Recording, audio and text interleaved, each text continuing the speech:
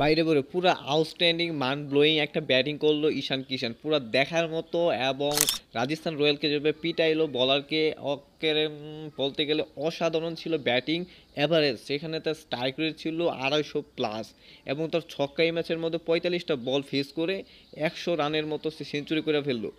সেখানে তার 6টা 6 ছিল এবং 10টার মতো 4 ছিল। এবং বলতে গেলে আউটস্ট্যান্ডিং ব্যাটিং ঈশান কিষানের। এর আগে তিনি সানরাইজ হায়দ্রাবাদের হয়ে প্রথম ম্যাচ খেলতে নামেই প্রথম ম্যাচের মধ্যে বাজিমাত করে ফেললেন ঈশান কিষান। এবং এর আগে তিনি যতবার আইপিএল খেলছেন সেই সব হইয়া মুম্বাই ইন্ডিয়ান্স হয়ে খেলছেন, সেখানে নিজের প্রতিফলনটা ভালোমতো প্রকাশ করতে না পারলেও কিন্তু সানরাইজ হায়দ্রাবাদের হইয়া আজকের ম্যাচে যে পারফর্ম দেখাইতেছে পুরো বলতে গেলে আগুন আগুন আগুন।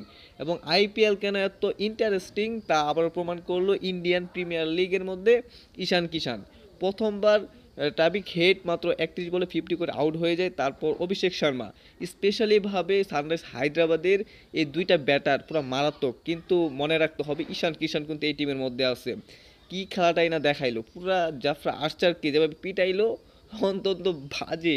জাফরা আর্চারও তিনি চিন্তা করতে পারে নাই যে এত বাজেভাবে তাকে পিটাইবো ঈশান কিষান। ঈশান কিষান যেন নিজেকে অন্য মাত্রায় নিয়ে গেলেন, আইপিএলকে আরও এক ধাপ উন্নত করে ফেললেন তিনি। এবং ঈশান কিষানের কথা আরও এক ধাপ অগ্রসর হলো। ঈশান কিষান যেন আরও ভালো পারফর্ম করতে পারে, আইপিএলের ফ্যানরা যেন আরও ভালো দেখতে পারে, সেই আশা ব্যর্থ করছে সানরাইজ হায়দ্রাবাদরা।